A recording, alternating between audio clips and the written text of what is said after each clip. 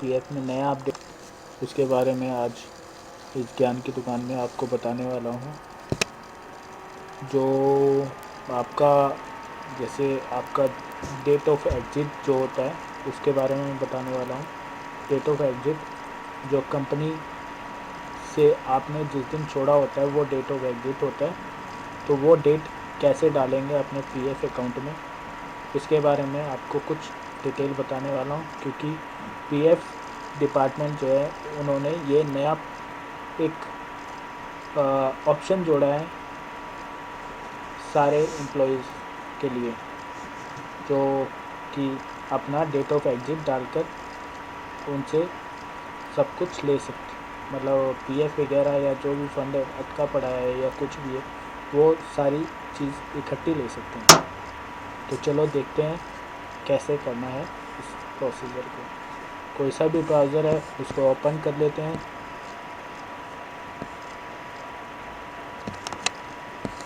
और उसमें हम डायरेक्ट भी लिख सकते हैं और ना तो गूगल में सर्च करेंगे UAN और एंटर कर देंगे। ये पहला लिंक है, पहले लिंक पे आप क्लिक कीजिएगा।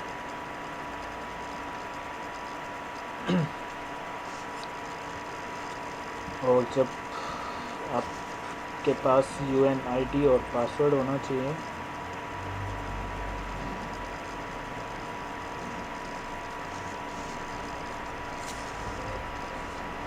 तो UN जो है यूनिवर्सल अकाउंट नंबर एम्प्लॉय का, employer provident fund organisation India, ये इसकी साइट खुल चुकी है। इसका मेन पोर्टल यही है लॉगिन करने का। आप इसमें लॉगिन आईडी डालेंगे। ये लो जी, हमने आईडी और पासवर्ड दोनों डाल लिया है। अब हम कैप्चा भरेंगे। कैप्चा जो सेम है उसी वही भरना है।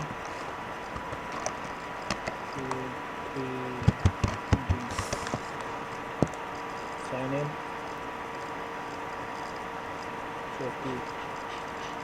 Invalid captcha, valid captcha. तो फिर दोबारा हमें डालना है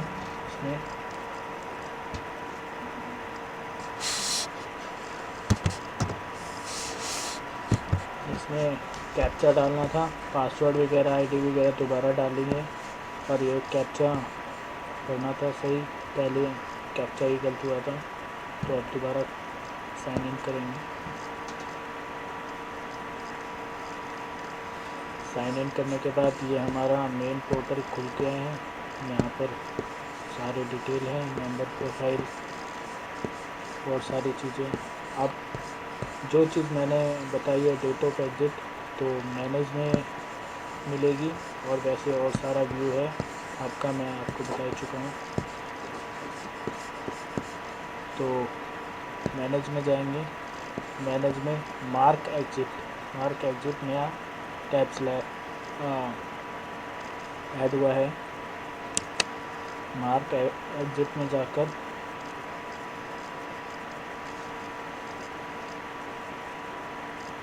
यहाँ पर ये जो सिलेक्ट एम्प्लॉयमेंट है, तो यहाँ पर हम सिलेक्ट करेंगे जो फैसिलिटीज़, टॉप फैसिलिटीज़ सर्विस।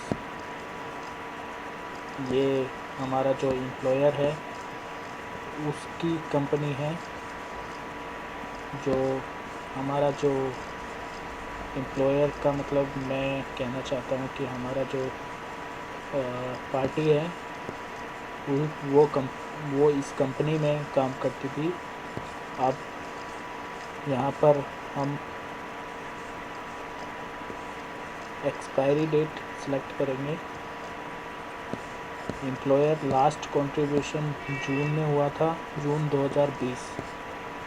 तो लास्ट कंट्रीब्यूशन जो हुआ है, तो आप ये सारी चीज़ें देख ही चुके हैं। इसमें डेट ऑफ बर्थ वगैरह सारी चीज़ें हैं।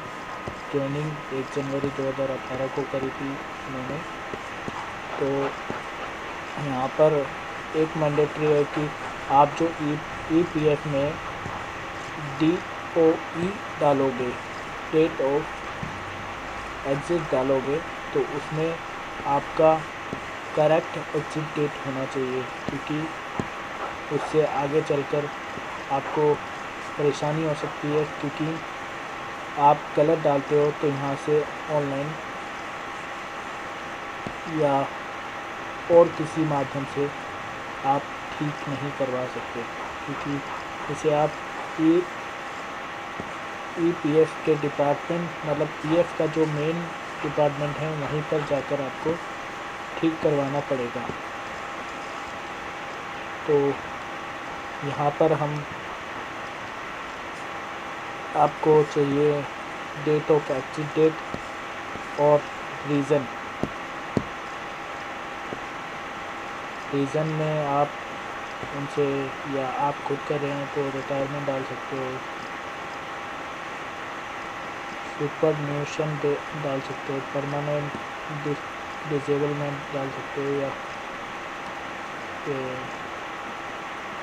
Season short service, any other reason एक सेलेक्ट कर सकते हैं। सपोज ये एनी अदर रीज़न डाल देते हैं, या आप जिस पार्टी का भर रहे हो उससे कंफर्म भी कर सकते हो, या खुद कर रहे हो तो खुद आप एनी अदर रीज़न भी डाल सकते हो।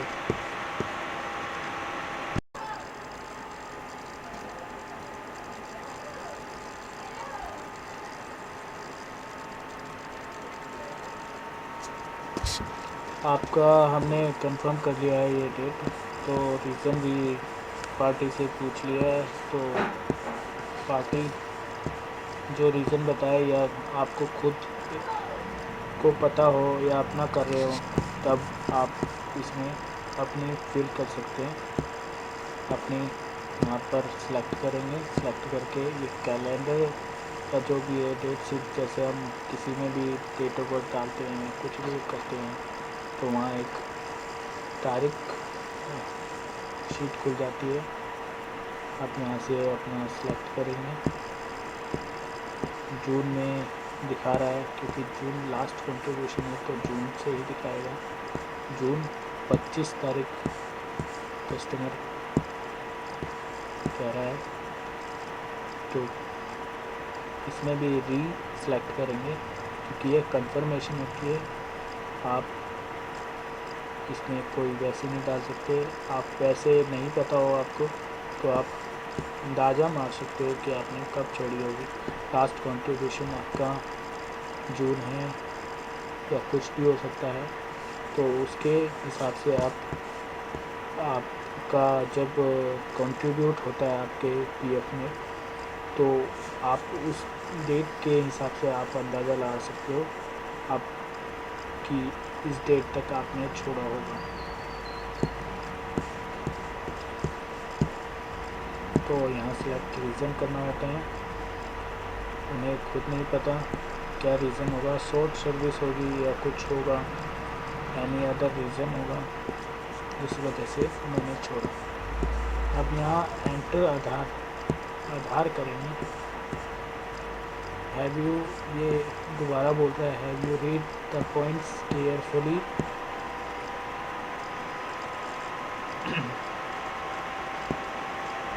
गैस कर देंगे OTP पे। अब उनके पास OTP जाएगा और वो OTP हमें इसमें डालना होगा।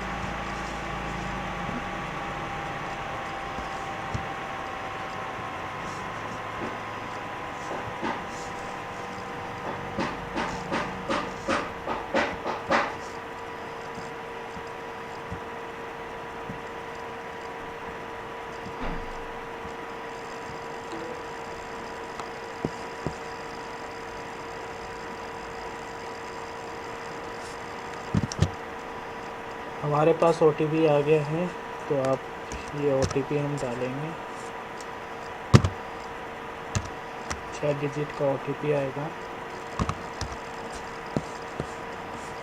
और नीचे करेंगे ये I have read low the points carefully. ये केयरफुली पढ़ना चाहे तो ठीक है, ना तो आपका आखिरी जो ये पॉइंट है सबसे मेन, ये आपकी डेट सही होनी चाहिए और रीज़न आपने जो एनी अदर भी डाल सकते हैं और कुछ भी रीज़न है वो डाल सकते हैं। फिर आधार में जो रजिस्टर्ड है आपका OTP नंबर, उस पर OTP जाएगा। तो इसके बाद चेकबॉक्स आप सबमिट कर देंगे। सबमिट करने के बाद कभी आप चेंज नहीं कर सकते। EPF की गवर्नमेंट जो EPF का जो ऑफिस होता है तो वहीं से दोबारा चेंज कर सकते हैं। तो इसे सबमिट करेंगे। Update, are you sure you want to update date of purchase, date, okay, date of purchase updated successfully. तो यहाँ से आपको पता चल गया होगा कैसे आप डेट ऑफ एग्जिस्ट डाल सकते हैं। या आप देख सकते हैं एग्जिट डेट कैसे डाल सकते हैं। ये कंपनी थी, ये आईडी थी, कब जॉइनिंग थी और एग्जिस्ट 25 जून की है। इस तरह reason edit any other reason,